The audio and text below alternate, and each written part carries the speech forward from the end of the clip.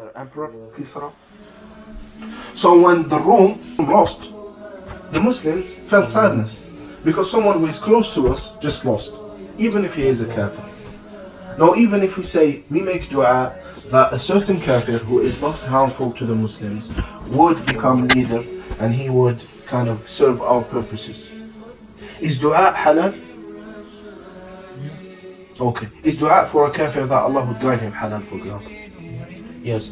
Now is legislating with Allah Azza wa Jal or voting through democracy, it's haram. So how can you say it's the same?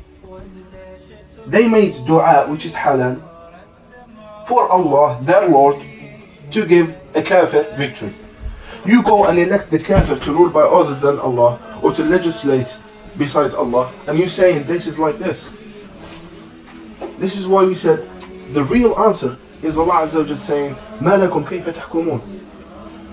And then أَيْنَ تَذْهَبُونَ? If you know this, if you know the whole hadith, that he tells Najashi was a Muslim now, how can you present it to people as an excuse for them to go and commit shirk? In other words, how dare you make shirk halal by using Najashi radiallahu anhu wa rahimahullah as an excuse? It's the same deenlessness. I call it deenlessness. Someone who hasn't got to deen. I just want you to know that, subhanAllah, simple analysis of what they say is enough. If just people thought about the delees that their shuyukh are giving them, just think. The next question is, how many authentic hadiths are there?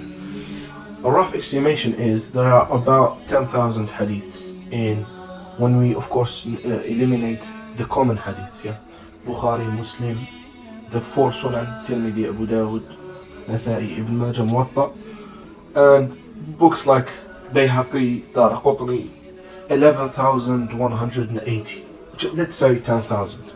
3,000 is in Bukhari and Muslim, and other 2,000 hadiths are authentic as well. So half of that is authentic, half of that is not authentic. So only about 5,000 hadiths are authentic. And this is a rough estimation, but it's quite accurate.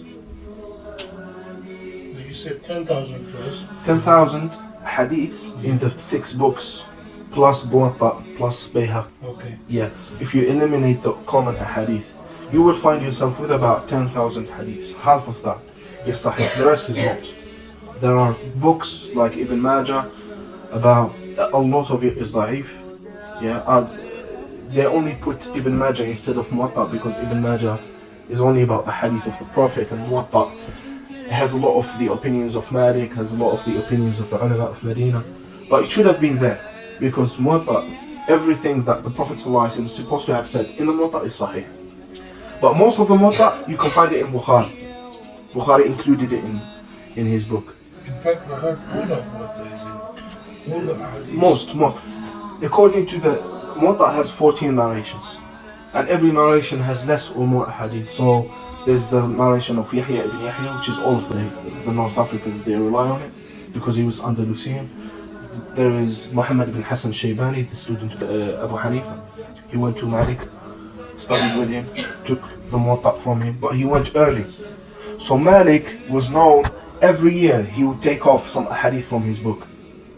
So the books of the ulama, they grow. The book of Malik would diminish with time. He wanted his book to be perfect. So every year he would take off some hadith that he would think there is some weakness in them, any sort of weakness. So Muhammad ibn Hassan took it from him earlier on, and some people took it later on. But Muwatta, Musnad has about 15,000 or 20,000 hadiths in it. 3,000 of this 5,000 authentic hadith is in Bukhari and Muslim. And to be honest with you, if you study Bukhari from beginning to end, you would have studied 95% of the deen. That's it, because Bukhari is not like Abu Dawud or Tirmidhi. Tirmidhi, Abu Dawud, rahimahullah, radiyallahu anhum, they wrote Sunan. The Sunan, they are supposed to talk about fiqh. So they start with Tahara, they end with Itq, or Hudud, or whatever. So they only talk about the practical matters of the deen. How do you make wudu? Do you make salah, hajj, zakat?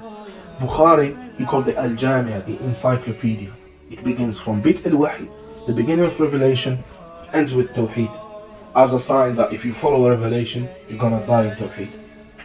And it goes through the book of Ilm, the book of Iman, the book of Tahara, Salat, and then it goes even to I'tisam, Tawheed, Jihad, Fitan, the book of Fitan.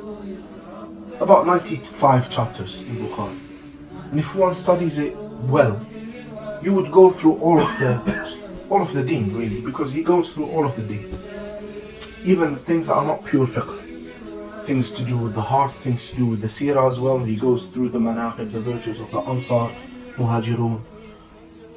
And he structured his book in a way that would teach you the deen well as well. And he was a mujtahid.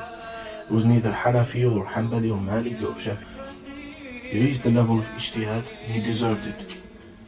And he chooses, you can see that he chooses sometimes things that are not even from the four madhahib, because he was a mujtahid.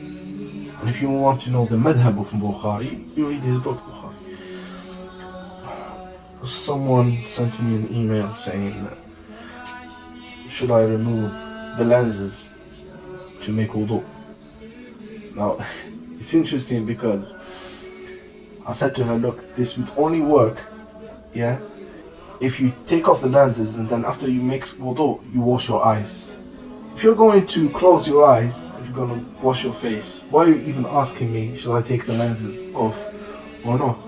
And this is one of those questions that are unnecessary. You know, in Bukhari as well, in the book of knowledge, you will see a lot of hadith about people who ask, and Kitab al-I'tisam as well, who ask unnecessary questions. Like the Prophet ﷺ said to the people, Inna Allah kataba alaykum al-hajja fahujju. Allah has prescribed Hajj over you. So do Hajj, do pilgrimage.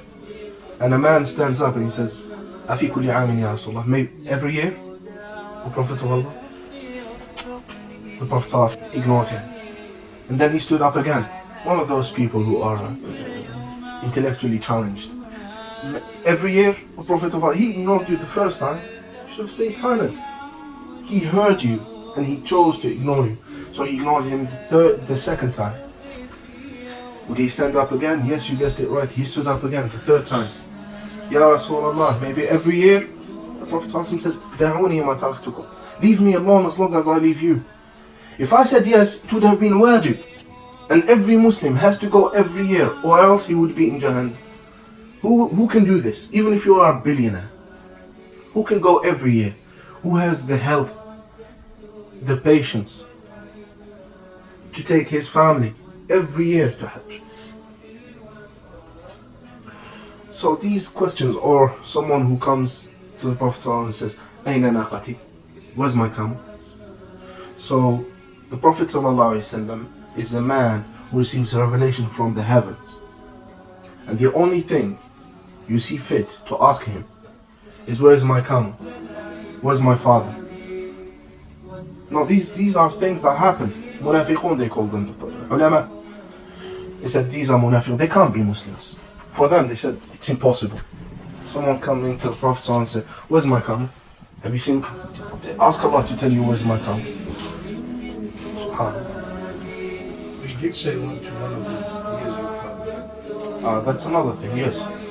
Shaykh is talking about a hadith, Kitab al-Ilm and Kitab al-I'tisam, many other chapters, where Abdullah bin Hudhafa al-Sahmi. Abdullah bin Hudhafa is this very good Sahabi. You don't hear a lot about him.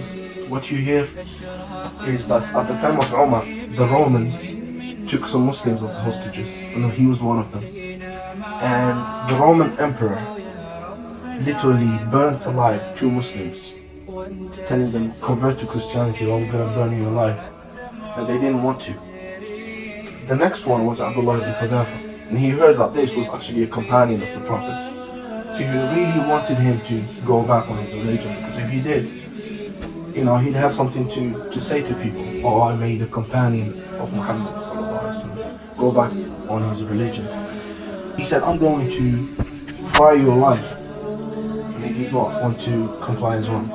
So the last resort, he said, if you kiss my head, the emperor said, if you kiss my head, I'm going to let you go free.